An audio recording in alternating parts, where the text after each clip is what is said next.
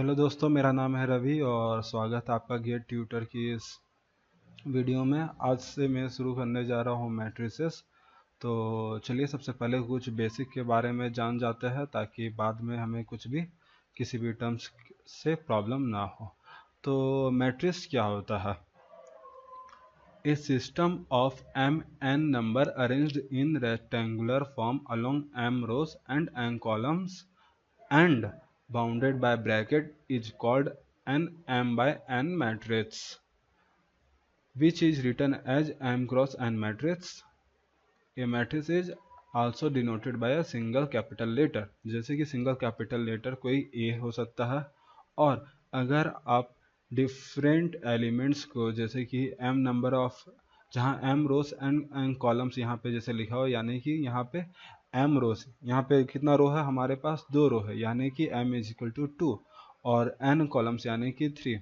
इतने number of columns को अगर इतने नंबर ऑफ एलिमेंट्स को अगर आप एक ब्रैकेट के बीच में लिखते हैं तो उसे मैट्रिक्स कहते हैं। और सरल भाषा में अगर हम जानना चाहे तो अगर आप कुछ एलिमेंट्स को 2 ब्रैकेट के बीच में लिख देते हैं तो उसे हम मैट्रिक्स कहते हैं।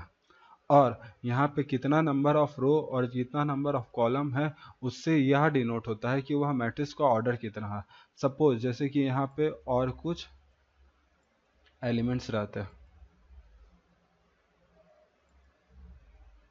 यहाँ पे कुछ और एलिमेंट्स इस रो में हम ऐड कर दें, अगर उसी तरह से अगर हम कुछ कॉलम्स को ऐड कर दें अप ऊपर और नीचे, तो हमें पता नहीं चलेगा कि इसमें टोटल कितने नंबर ऑफ रोज और कितने नंबर ऑफ कॉलम्स है।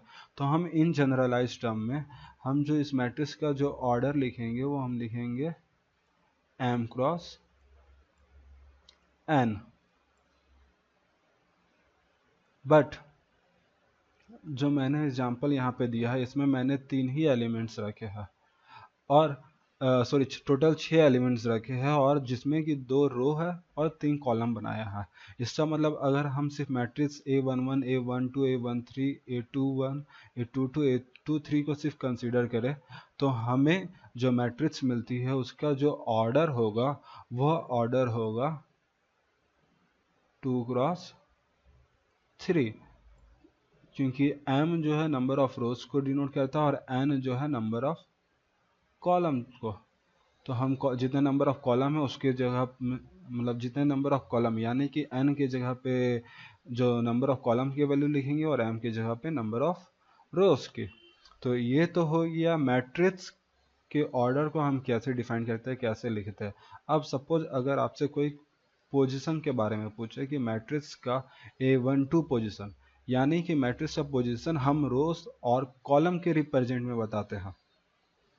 जैसे कि अगर आपसे कुछ इस एलिमेंट के बारे में पूछे कि सपोज यहाँ पे अगर मैंने 4 लिखा हुआ रहता तो जो नंबर 4 है उसकी पोजीशन क्या है मैट्रिक्स में, तो वो हम बोलेंगे कि 2 2 है, यानी कि सेकेंड रो सेकेंड कॉलम है।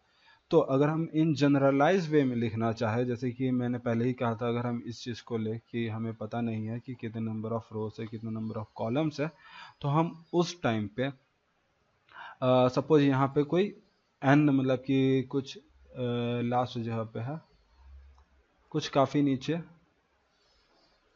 कोई आपके पास एलिमेंट है Aij, जहाँ i जो है आपको रो बताएगा और j कॉलम बताता है। तो इसका मतलब ये हुआ कि हम इन जनरल रिप्रेजेंटेशन में किसी भी पोजीशन को i और j से रिप्रेजेंट करते हैं, जहाँ i हम रो को बोलते हैं, j कॉलम को। mn मैट्रिक्स के ऑर्डर्स को, i j रिप्रेजेंट करने के लिए एलिमेंट के पोजीशन को। फिर से एक बार मैं बताता हूँ, m और n जो है हम यूज करते हैं मैट्रिक्स को ऑर्डर, मैट्रिक्स के ऑर्डर को डिनोट करने के लिए, और i और j जो हम यूज करते हैं वो करते हैं मैट्रिक्स में जो भी एलिमेंट है उसके पोजीशन को बताने के लिए। और ये हुआ है जनरल टर्म। जैसे कि इस यहाँ पे अब सपोज ये जो हम 4, अगर मैं एक और मैट्रिक्स बनाऊं